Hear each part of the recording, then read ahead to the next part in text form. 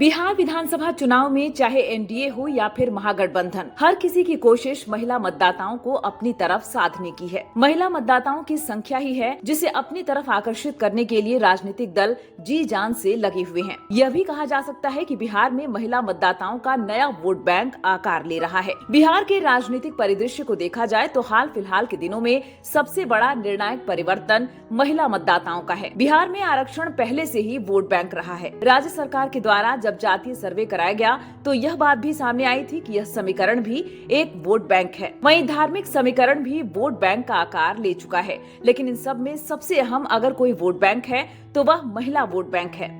अगर यह कहा जाए कि बिहार में महिला वोट बैंक एक राजनीतिक चेतना है जो बिहार जैसे राज्य में सत्ता की दिशा को तय कर रही है तो शायद गलत नहीं होगा। दरअसल बिहार में राजनीति का मुख्य केंद्र एक जातीय समीकरण रहा है। चाहे नरेंद्र मोदी फैक्टर हो या फिर कोई अन्य जातीय समीकरण, सबकी अपनी अहमियत रही है। हाल के दिनों तक राजनीतिक दल पुरुष मतदाताओं को केंद्र में रखकर अपनी रणनीति को बनाते थे, लेकिन जिस तरह से सियासी परिदृश्य में महिलाओं की एंट्री हुई है, इसने सारे समीकरणों को बदल के रख दिया है। सभी राजनीतिक दल अब महिलाओं को अपनी प्राथमिकता दे रहे हैं। सभी राजनीतिक दलों की सोच यही है कि अगर सत्ता के सिंहासन तक पहुंचना है तो महिलाओं को साधना ही होगा।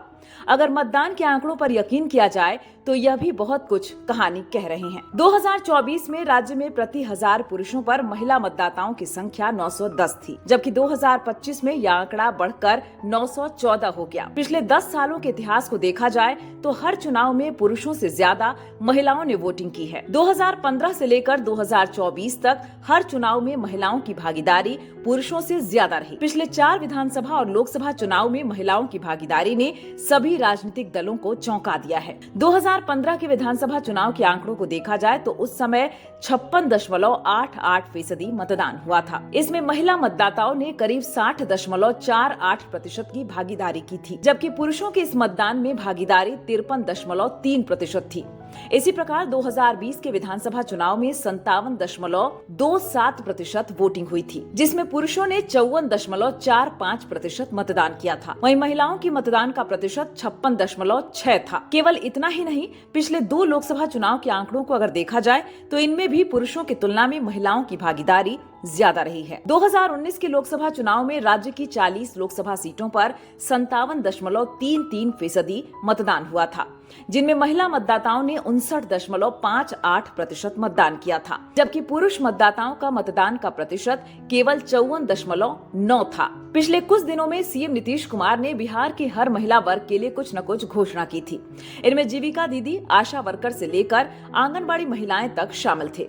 सीएम ने बिहार की महिला शिक्षिकाओं के भी कई मांगों को मान लिया था। बिहार में बड़ी संख्या में महिला शिक्षिका कार्यरत हैं। अगर आंकड़ों पर यकीन करें तो बिहार में 2.99% कुर्मी महिला मतदाता हैं। वहीं 14.46% यादव, 0.6% कायस्थ, 19.6% शेड्यूल कास्ट, 17.8% मुस्लिम, 3.7% ब्राह्मण, 3.4% राजपूत, 2.9% भूमिहार महिला मतदाता हैं। इन मतदाताओं को अपनी तरफ आकर्षित करने के लिए न केवल योजनाओं की शुरुआत की गई थी, बल्कि एक के बाद एक कई तोहफे देकर सियासी धमाका भी किया था। महिला मतदाताओं की अहमियत का अंदाजा इसी बात से लगाया जा सकता है कि राज्य की प्रमुख विपक्षी पार्टी राष्ट्रीय जनता दल ने माई बहन योजना के बारे में घोषणा की थी, जिसके बाद कांग्रेस पार्टी ने भी इस पर अपनी मुहर लगाई थी। न केवल महागठबंधन बल्कि एनडीए के घटक दलों की तरफ से भी महिला मतदाताओं को अपनी तरफ आकर्षित करने के लिए कई घोषणाएं की गयी। सीएम नीतीश कुमार ने और प्रधानमंत्री नरेंद्र मोदी ने तो महिला मतदाताओं के अकाउंट में सीधे 10,000 रूपए देने तक की पहल कर डाली। दरअसल बिहार ही नहीं बल्कि हाल के दिनों में देश के अन्य राज्यों में हुए चुनाव के